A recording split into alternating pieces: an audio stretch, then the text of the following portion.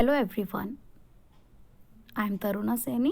I welcome you all to our NEC Institute Bhiwadi, and I request you all that if you have not subscribed our channel, please subscribe it, please like and share it with your friends.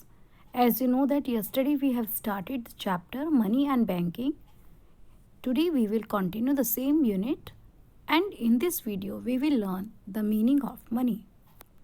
Yesterday we have discussed that money is not rupee. Rupee is simple a currency. Money is much more than rupee. Actually, money is a medium of exchange. Actually, the money is a medium of exchange. So today we will learn about money.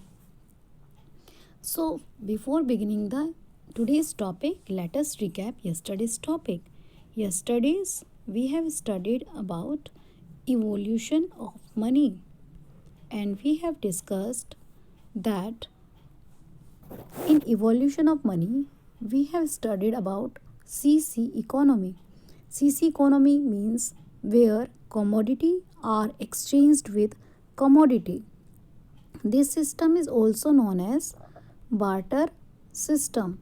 In barter system, commodities are exchanged for commodities. Also, we can understand evaluation of money in more different manner. Firstly, there was commodity money. Commodity money means when we want something, we will give commodity in place of the money. Then commodity money is changed to metallic money, where some metallic coins were going to develop, like gold, like silver, or any other metal. So metallic money come into fashion after commodity money, but both have the problem. Then paper money come. Paper money means currency. This is mostly accepted medium of exchange. And nowadays we are using plastic money. As you know that digitalization of India, most of the people are using debit cards and the credit cards. So this is known as plastic money. So money is evolved over a period of time. Firstly, the goods are purchased against goods. Then goods are purchased against some metallic coins. Then goods are purchased or sold by using the paper money. And nowadays you can use by using debit card or credit card. So let us elaborate our discussion further. We have discussed evolution of money. In today's class, we will study meaning of money and definitions of money. And in tomorrow's video, we will learn about next topic, money supply and components of money supply. So let's proceed. Money meaning. Money has defined differently by different economists. Definitions vary.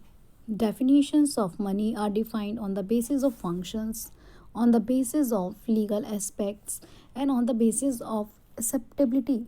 Money को अलग अलग economist ने अलग अलग तरीके से define किया है, और मनी को हम फंक्शंस के बेसिस पर, लीगल एस्पेक्ट्स के बेसिस पर और एक्सेप्टेबिलिटी के बेसिस पर क्लासिफाई कर सकते हैं. In the words of Walker, money is what money does. Money वो है जो मनी से हम करते हैं. Now the definitions of money. There are legal definitions of money, there are functional definition of money, there is narrow versus broad definition of money, and then we will study money and near money. Legal definition of money says that money is what the law says it is. Legal definition के हिसाब से law ने जिसको money बताया है वही money है. It means anything will be called money if the law proclaims it to be money. अगर लॉ ने उसे मनी बोला है तो हम भी उसे मनी बोलेंगे, और ये commonly accepted measure of value भी होगा, और इसके अंदर लीगल टेंडर पावर भी होगा. आप सभी बच्चों को इस मनी के बारे में ऑलरेडी पता है. कौन कौन से मनी होते हैं? आपकी करेंसी, आपके रुपी, आपके coins. It means legal tender money का मतलब होता है, it means money defined under the law of land. It is endowed with legal tender power. इसमें आप इसको यूज़ करके आप अपने डेप्ट्स को उतार सकते हो। अगर आपके क्रेडिटर ने आपको इसे लेने से मना कर दिया तो आप उसे कुछ भी नहीं देंगे, बिकॉज यही एक लीगल टेंडर है और हर कोई इसे एक्सेप्ट करता है। लीगल टेंडर मनी को फिएट मनी भी बोलते हैं। फिएट मतलब होता है ऑर्डर, यानी कि लॉ एंड ऑर्डर ने जिस मनी को प्रिस्क्राइब किया है। आपके लॉ एंड ऑर्डर ने जो मनी को डिस्क्राइब किया है वो है coins and currency notes. Limited legal tender coins, अगर आपको किसी को पेमेंट करना है तो आप कंट्री में केवल 1000 रुपीज़ के ही कॉइन किसी को पे कर सकते हो, लेकिन अगर वही पेमेंट आपको करेंसी नोट्स में करना है तो इसकी कोई लिमिट नहीं है। इसीलिए अनलिमिटेड लीगल टेंडर मनी को करेंसी को बोलते हैं और लिमिटेड लीगल टेंडर कॉइन्स को बोलते हैं। ये हमारा लीगल टेंडर मनी होता है। नॉन लीगल टेंडर मनी ये हमारा ऑप्शनल मनी होता है, जिसे हम फिड्यूशियरी मनी भी बोलते हैं।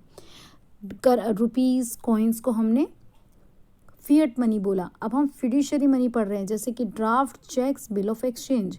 ये एक्चुअली में मनी नहीं है, लेकिन हम फिर भी इन्हें मनी के तौर पर, काल्पनिक तौर पर इस्तेमाल कर रहे हैं, तो ये आपके फिड्यूशियरी मनी है।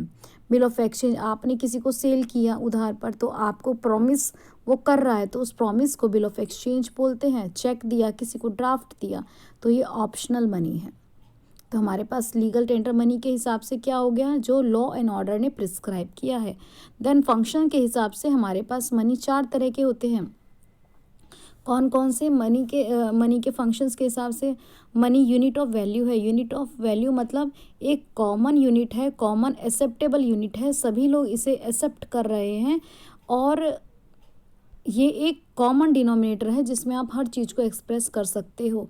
मीडियम ऑफ एक्सचेंज है, सभी इसको अडॉप्ट करते हैं। Standard of deferred payment means कि फ्यूचर में होने वाली पेमेंट को आप इजीली कर सकते हो। अगर हम बात करें बार्टर सिस्टम की, तो आपने आज एक हॉर्स लिया और 5 ईयर्स के बाद में अगर आपको सेम हॉर्स को लौटाना हो और अगर उसकी डेथ हो गई हो तो it is very difficult to have the same horse. But अगर उस हॉर्स की कीमत लगा ली जाए 50,000 और अगर 5 ईयर्स बाद आपको 50,000 देने पड़े तो ये ईजी है। तो मनी फ्यूचर पेमेंट पे करने में हेल्पफुल है। स्टोर ऑफ वैल्यू, मनी को स्टोर करना बहुत ज़्यादा ईजी है। तो आपको ये हो गए 4 functions of money. Unit of value means कि एक कॉमन मेजरेबल यूनिट है। Medium of exchange, everybody is accepting this money. And standard of deferred payment, you can make the future payments. And store of value, it is very easy to store the money. It is generally accepted. Anything which is commonly accepted is called money. It implies coins and paper currency, means इसमें fiat और fiduciary दोनों money आ जाते हैं। Then आपका आता है narrow versus broad money. Narrow definition के हिसाब से आपके मनी में आता है currency plus demand deposits. Currency plus demand deposit, currency जो आपके पास है एंड डिमांड डिपॉजिट जो बैंक में डिपॉजिट्स हैं। और ब्रॉड डेफिनेशन के हिसाब से आपका आ जाएगा currency, demand deposit and saving deposits and time deposits with banks and post offices. यानी कि इसमें दो के अलावा saving deposits with banks and term deposits with post offices भी आ जाता है। तो ये ब्रॉडर डेफिनेशंस है। देन आपका आता है money and near money. Money तो आपने अभी पढ़ ही लिया है, मनी क्या होता है, paper currency, demand deposit, saving banks. और नियर मनी में आपके आते हैं बेटा बॉन्ड, शेयर्स, गोल्ड। यानी कि ये मनी नहीं होते लेकिन मनी के नियर होते हैं। ये मनी में तो आपका वही आ गया जो लॉ ऑफ लैंड ने सैंक्शन किया है, legal sanction of the law of land, currency, paper coins and demand deposits. ये कैश ही होता है और most liquid form of money होता है। लेकिन आपके near money can be easily converted into cash. ये एक तरह से मनी का सब्स्टिट्यूट है। जैसे कि बॉन्ड, शेयर, गोल्ड्स। अगर आपके पास मनी नहीं है लेकिन अगर आप किसी को ये बॉन्ड, शेयर, गोल्ड्स अगर आप लौटाते हो मनी नहीं होने की वजह से, तो भी ये एक्सेप्टेबल है। So today we have discussed 4 definitions of money. Let us recap. We have discussed money according to Walker, money is what money does. So we have discussed legal definitions of money. According to legal definitions of money, there are limited tender money and unlimited tender currency. तो limited में हमने coins देखे थे और unlimited में हमने currency देखी थी। Notes, currency notes. फंक्शनल में हमने देखा कि 4 फंक्शंस होते हैं। यूनिट ऑफ वैल्यू फंक्शंस होता है इसके अंदर, ठीक है। और मेजरमेंट मीडियम ऑफ एक्सचेंज इसके अंदर होता है, मीडियम ऑफ एक्सचेंज। फिर हमने देखा था स्टोर ऑफ वैल्यू और डेफर्ड पेमेंट्स। फिर हमने नैरो ब्रॉड पढ़ा। नैरो में हमने पढ़ा कि करेंसी है, प्लस में डिमांड डिपॉजिट्स है, और अगर हमने ब्रॉड देखा तो हमने saving deposits plus term deposits को भी लिया। और मनी और नियर मनी में हमने क्या देखा कि मनी में तो आपके वही हो गए, करेंसी हो गए, डिमांड डिपॉजिट्स हो गए, आपके कॉइन्स हो गए।